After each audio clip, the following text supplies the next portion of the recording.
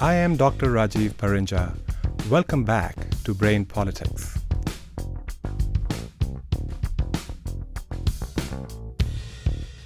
When Jack walked into our next session, he wanted to talk about an incident which started out frustrating him, but had eventually left him feeling proud of himself. He had gone to eat some ice cream at an ice cream shop that he really liked. This place was quite busy and the line was longer than he would have liked, even though he had tried to go at a time when he thought the shop would not be crowded. This wasn't the first time that he had to queue for longer than he wanted. There had been occasions when he had to leave because he couldn't wait all that time.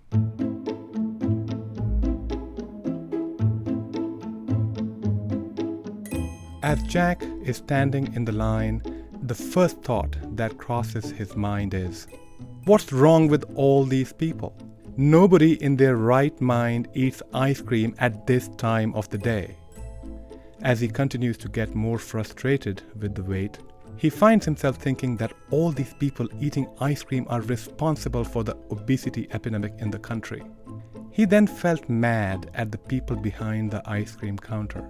They were taking their own sweet time and chatting with customers as if there was nobody waiting in the line. Jack feels the urge to say something sarcastic, but he stops himself. Jack had been thinking about our discussions of emotions when he was in the line. He noticed how he felt frustrated, irritated, and then angry. These emotions produced some really interesting thoughts. He was blaming people for doing the exact same thing that he was doing because they were delaying his reward. He didn't, however, do anything or say anything that would make people pay attention and notice his frustration and irritation.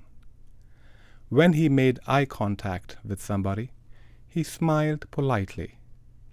In our session, Jack recounted that he had been able to recognize his emotions and also see how illogical they were. He disliked people for doing the exact same thing that he was doing, but he came up with excuses which justified his actions while judging other people.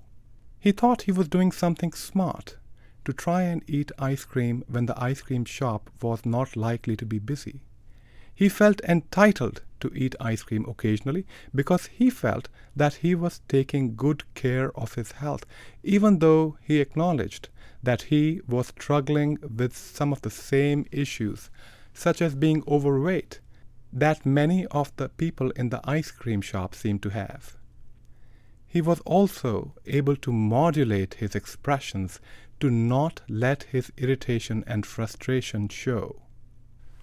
This ability to regulate ourselves and stop ourselves from doing things that we might feel like doing but may not be optimal comes from the frontal part of the brain.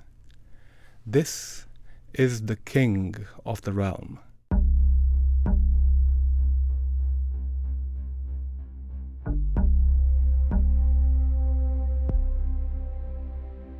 The king is relatively young, in evolutionary terms that is, compared to other characters. The king has the capacity to inhibit the drives arising from the other parts of the brain. The king can plan, organize, and regulate our behavior. The king has to go against more powerful and ancient characters in the brain, such as the duke, our brain's emotional system. The king's ability to regulate is not perfect, and it is not constantly available. It declines when we are stressed, overwhelmed, tired, sleep-deprived, or intoxicated. The king's strength lies in his ability to anticipate the actions of the other players in the realm and to plan for these. The king must be an expert in brain politics to keep his hold on the realm. When the king is weak, the other players will run the kingdom. To get an evolutionary perspective on this, let's go with Jack into one of his dreams.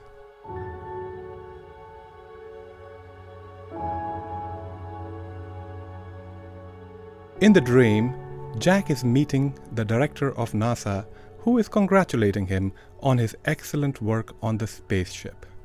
Jack feels a little confused because the meeting is happening on Earth, which is also his spaceship. He then notices that the director of NASA is actually a genie from the bottle. So Jack decides to ask him for 3 wishes. The director rolls his eyes and says, "Look, we get our funding from the government, and we don't have that kind of money. But because I am a genie from the bottle, I'll give you 1 wish." Jack thinks about it and asks to see the process of evolution that led to the creation of primates and ancestral human species.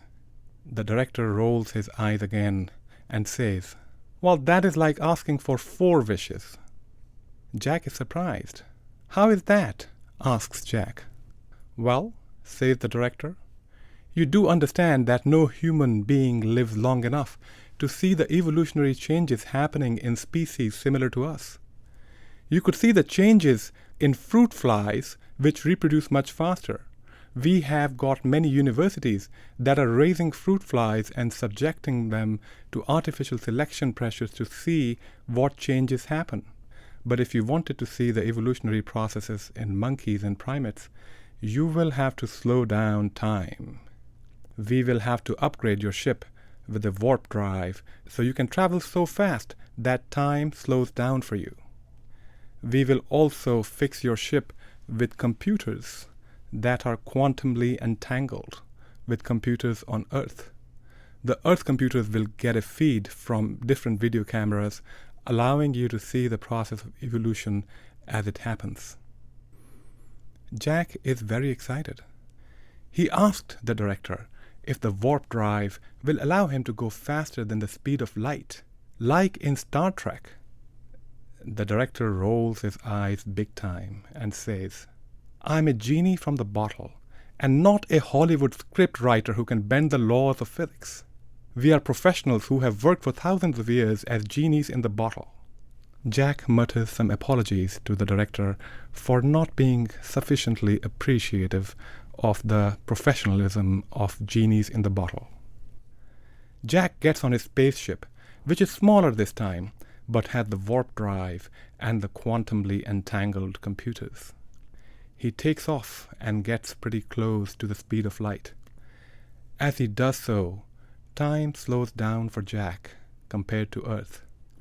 He can see that things on Earth are changing faster and faster. He's observing the monkeys that he had previously seen. They seem to be evolving into different kinds of monkeys, and then one group of monkeys seems to be becoming larger, with more complex brains. They eventually become chimpanzees. As chimpanzees, they can do things a little differently. Their societies are more complex, and the stock emotional responses don't always work very well. He sees that they have better developed frontal parts of the brain, which allow them to regulate themselves and stop themselves from doing certain things that their reward and emotional system may have made them want to do.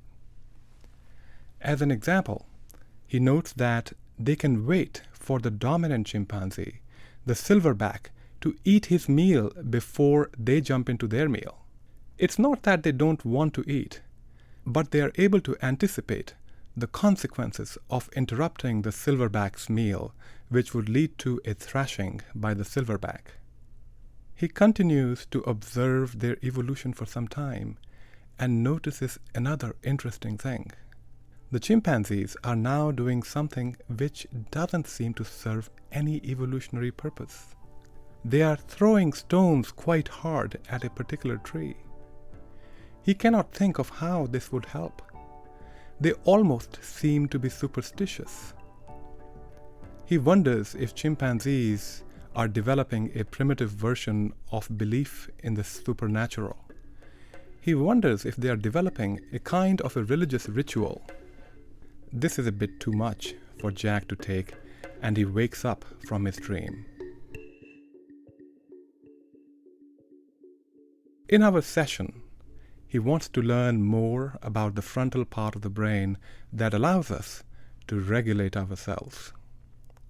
The king is the youngest player in brain politics, but is still very ancient, I told him. Self-regulation started before humans came on Earth, and it improved with us, but it is still far from perfect.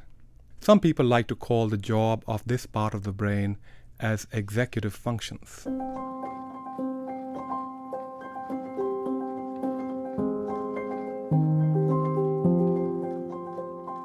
The executive functions have a number of components. They give us the ability to inhibit some of the things that we are wanting to do. We also have something called working memory, which allows us to keep in mind a small amount of information that is needed to make immediate decisions. It also allows us to have cognitive flexibility. This is the ability to think about things differently and solve problems, be creative, and even learn new things. We have the ability to control our attention. Collectively, these functions allow us to tweak our stock responses that come from the lower part of the brain to make them a better fit for the situation we are in. As an example, I told Jack, your frustration with the wait at the ice cream shop made you want to speak up and yell at the people behind the counter, but you were able to stop yourself from doing it because you knew that this would lead to unwanted consequences. This ability to foresee consequences of actions and have a sense of the timeline is well developed in humans when compared to primates and monkeys, but it is far from perfect. Everyone gives in to temptations from time to time and fails to follow through on commitments to things like exercising regularly or eating healthy. Willpower, which is the ability to do certain things that are difficult and things that we may not feel like doing.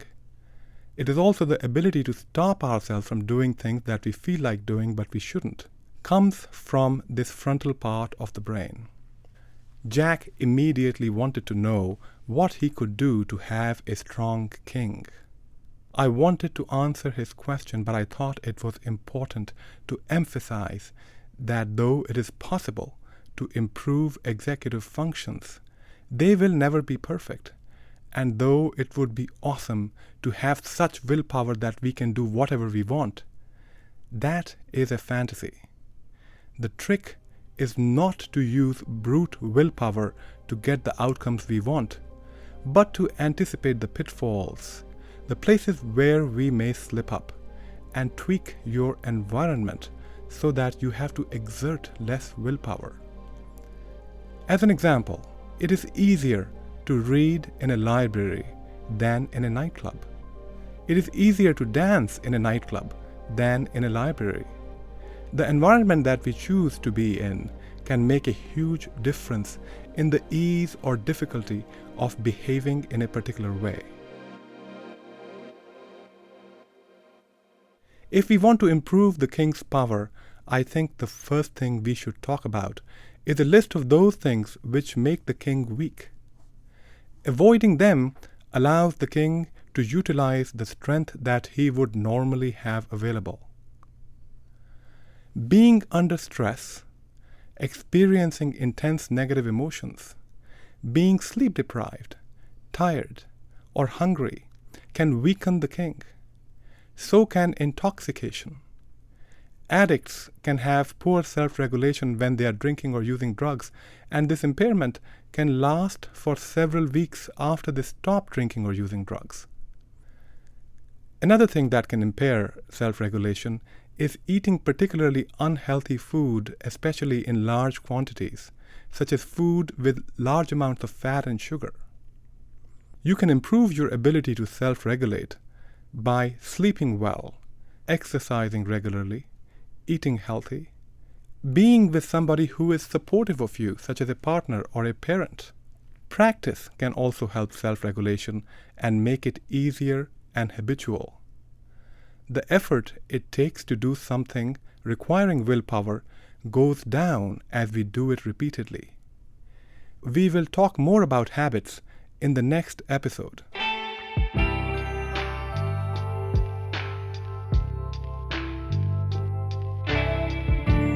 Our attention is not constant. Our attention can also get drawn by things that are different from our self-regulation goals. These times are ripe for failure of self-regulation. A good king knows these limitations, and he plans ahead for them. Some years ago, there was a positive thinking movement that was quite popular. Being optimistic and thinking positively can help us achieve our goals. But it would mainly help where pessimism or negative thinking is what is holding us back. There are situations where you may overlook or underestimate obstacles due to positive thinking, which can increase your chances of failure. The king has many tools that he can use to deliver the outcomes that you want. The first of these tools is anticipation. As we go through life, we can learn from our experience and the experiences of others.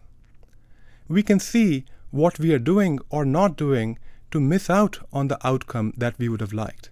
We can anticipate doing these things again and plan to do something different. This could prevent some of the pitfalls that we may have gotten into in the past. Recognition of our emotional state can help us anticipate our skewed appraisal and action tendencies that follow on from the emotions we are in. If you are feeling tired and frustrated, you may be impatient and you may be more aggressive in your actions and speech. Emotional regulation is another vital component of self-regulation. Validation allows us to regulate our emotional state. Self-compassion is also an important skill that can improve our sense of well-being and allow us to avoid acting out of negative emotions. There are many people who have done tremendous work in the area of self-compassion. One researcher is Paul Gilbert, who has developed something called compassion-focused therapy. This is used to treat a range of psychological conditions, many of which stem from a childhood experience that was lacking in compassion. Self-compassion can reduce the strength of negative emotions we experience, allowing us a better quality of life and improved self-regulation. There is research that shows that pre-commitment to a course of action by forming an intention to do what you had wanted to do before you went into the situation can help. There's a term for it called implementation intentions. An example of that would be, when I come home from work, I'm going to change and go to the gym rather than eat a snack. This kind of pre-commitment can help us do things which we want to do but are not very likely to do. The king can utilize a change in perspective. If you think about something unpleasant that happened over 5 years ago in your life, and consider how you feel about it at this time, you may find that it bothers you a lot less than it did at that time. Research shows that for a lot of people, when they're given the opportunity to think about changing something that was negative in their past, they often say that though it felt awful at the time, it gave their life a new direction or a new meaning, and they would not want to go back and change it. Jack found all of this intriguing. As usual, he wanted a summary and an action plan.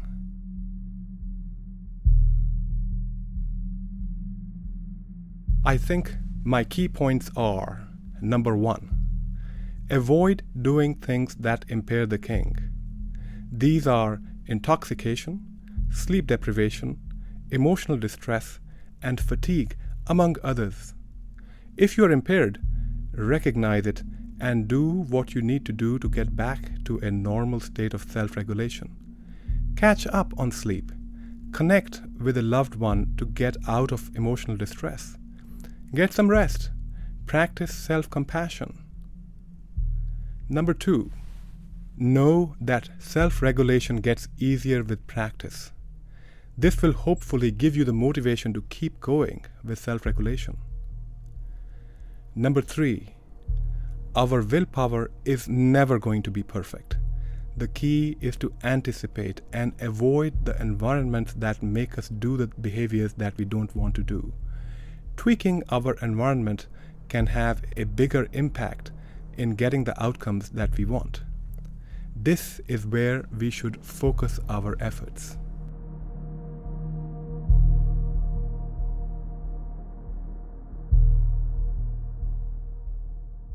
This session was an introduction to the king. We will continue to learn the lay of the land of our realm in our next session. We will meet 2 characters. The first is the robot, our brain's habit system that can automate all kinds of behaviors. The second is the most ancient of them all, and he is strange and spooky. Some say he runs the kingdom, and others doubt his very existence. He shall be revealed in our next session. I hope you will join me. If you have questions or comments, please go to wgte.org/brainpolitics. I am Dr. Rajiv Parinja. I am your host and producer. Our executive producer is Chris Pfeiffer. This is Brain Politics.